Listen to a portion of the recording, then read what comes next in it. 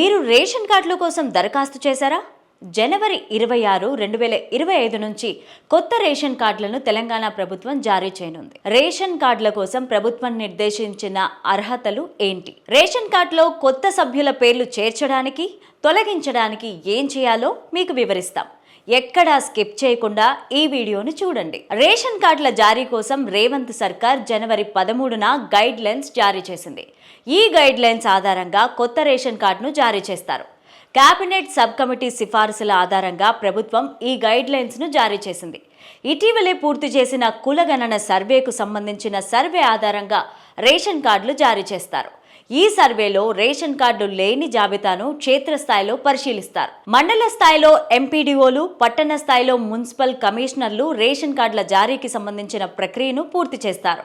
దరఖాస్తు చేసుకున్న జాబితాను ఆయా గ్రామసభ, వార్డు సభల్లో అధికారులు చదివి వినిపిస్తారు. గ్రామ సభల్లో ఈ జాబితాపైన అభ్యంతరాలుంటే దానిపైన కూడా చర్చించి జాబితాను గ్రామ లేదా వార్డు సభల్లో ఫైనల్ చేస్తారు.